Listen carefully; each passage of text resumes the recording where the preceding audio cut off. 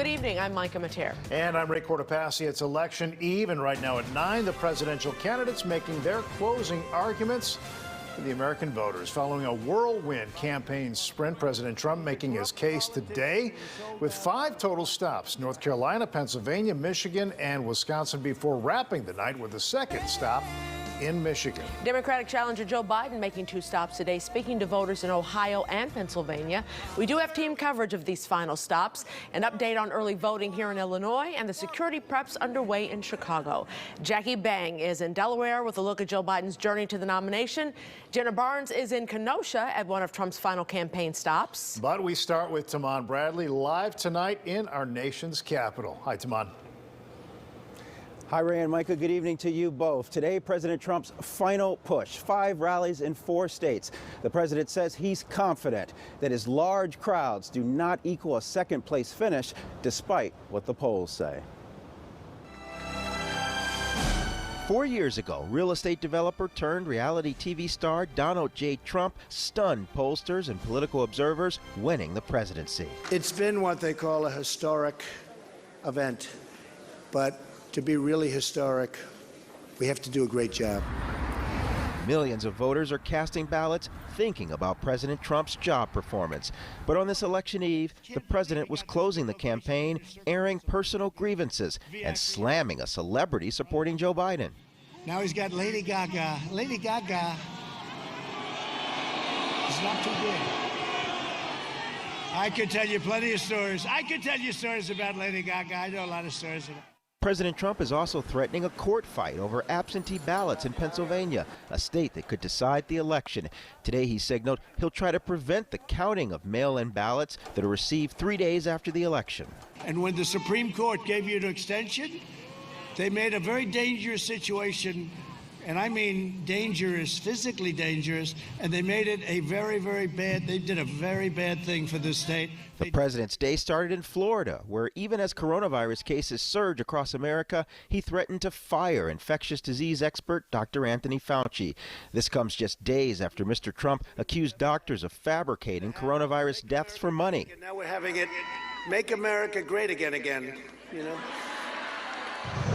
Later in the day, Mr. Trump crisscrossed more battleground states, taking aim at Biden. Biden will raise your taxes $4 trillion, massively increase your regulations, close down your factories, send your jobs overseas. That's what he's been doing all his life. Eyeing a second term. The president is counting on huge Election Day turnout, powered by the tremendous enthusiasm shown by supporters who showed up at his campaign rallies. Tonight, Washington is bracing for an election unlike any other. A giant fence is being placed around the White House and businesses are being boarded up.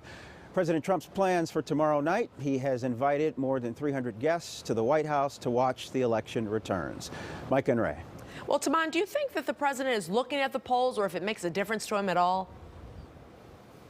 Micah, he certainly is aware of the polls. Now, he calls some of them fake, but what was interesting was over the weekend, Chris Christie, former New Jersey governor, a senior Trump advisor, said that the president will accept the results of the election. Of course, he may contest some things depending on how the outcome develops and depending on how long it takes to count the votes. But keep in mind, though, the polls showed the president trailing 4 years ago, but he still won. All right, Taman, thank you so much. We'll be checking in with you tomorrow. At this hour, the president is on his 4th campaign stop of the day. Yeah, he's bringing his re-election case to Wisconsin tonight, and that's where Jenna Barnes joins us now live. Jenna. Yeah, Ray, Micah, the president is on the stage here in Kenosha. He's been talking to the crowd for about an hour now, telling them that Wisconsin is the state that put him over the top in 2016. He's hoping that happens again tomorrow. And while he is targeting Wisconsin voters here, quite a few Illinois voters showed up to hear from him, too. The trek to see President Donald Trump on election eve. We're going to vote tomorrow. Not only the President of the United States, but also the President of the world. Some supporters in battleground Kenosha County walking more than half a mile to reach the rally at the Kenosha Regional Airport. We're Illinois here, but we're here. Yay! Yeah, go Trump, everybody. Many in the crowd traveling from across the border.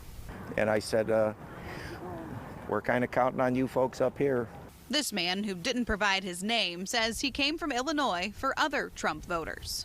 You know, I'm kind of here to support them and let them know to go out and do what they think is right tomorrow.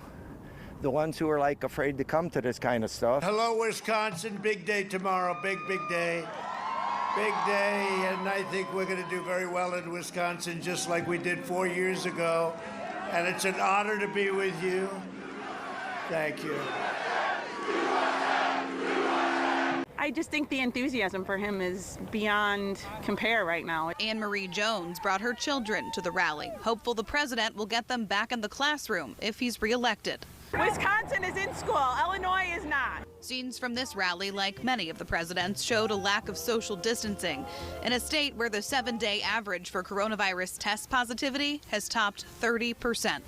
We just shouldn't be scared of a virus with a very, very high survival rate. Yeah. You know, can't live your life in fear. But this group of 17-year-olds from Downers Grove say they came prepared. We brought our masks just in case, but I definitely didn't feel completely safe. Anticipating the results of an election in which they wish they could cast a vote. I hope that as Americans we can all, you know, whatever happens, whoever it ends up being, just remember that this is a great country and that hopefully we can all be unified regardless of the outcome. And after Kenosha, Trump will head to Grand Rapids, Michigan for his final stop before Election Day. Live in Kenosha, Jenna Barnes, WGN News. Okay, Jenna, thank you for that look. First Lady Melania Trump made a case for the president's re-election today in North Carolina. Echoing the president, she slammed Joe Biden and the Democrats, accusing them of inciting hostility and excusing rioters. She also expressed confidence in the doctors and scientists working on the COVID pandemic. And after the speech, there was actually an accident involving her motorcade. One police officer was injured, but the First Lady was not harmed. Joe Biden is hoping a star-studded rally in Pennsylvania will help push him over the finish line with voters there tonight. Yeah, the former vice president will wind up back in Delaware to watch the results come in tomorrow. And Jackie Bang is joining us now from Wilmington with the story there. Jackie? We are at the convention center. Now, Joe Biden has led in just about every poll, whether national or in any of the battleground states. But his campaign is not taking that for granted. They remember 2016, and they remember that the polls said one thing, but the outcome was different. It was a busy day for Joe Biden. He first started the morning in Cleveland and then made 3 stops. The third stop still going on here in Pennsylvania, or we're not in Pennsylvania, we're right across the border. We'll tell you a little bit about that, but we would also like to refresh your memories. It has been quite a journey for Joe Biden.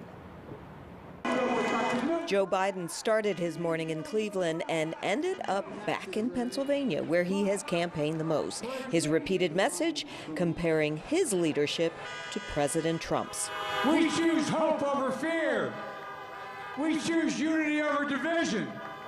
We choose science over fiction. And yes, we choose truth over lies. It has been a long road to Election Day. Go back to 2019 when Biden faced an astonishing 27 candidates in the Democratic field. And then there were 11 debates. February did not begin well for Biden. He placed 4th in the Iowa caucus and 5th in the New Hampshire primary. There was talk he may not survive. Then came South Carolina. This is the moment, and it's arrived. Biden won with more than 48% of the vote. A re-energized campaign led him to victory in 43 states. By then, the pandemic had tightened its grip on the world. The August Democratic Convention was a virtual Biden and newly announced running mate Kamala Harris. For most of the spring and summer, Biden remained in his Delaware home on Zoom. I do miss the opportunity to just wander in and shake hands with all of you. He left basement campaigning after Labor Day and has hit the road with mostly drive-in rallies ever since. And speaking of drive-in rallies, well, the final drive-in rally will be right here in front of the convention center. It's empty right now, but it is expected to be filled tomorrow night. And that talk about Lady Gaga, we'll have more on that at 10 o'clock. Well, Jackie, I know that Pennsylvania has 20 electoral votes, but there are other reasons why Biden is spending so much time in Pennsylvania, right?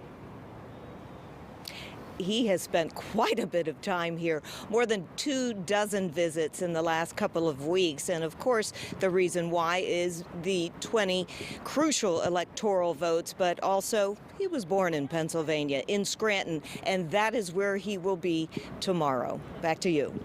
All right, Jackie Bang, live on the trail. Thank you very much. Well, Illinois.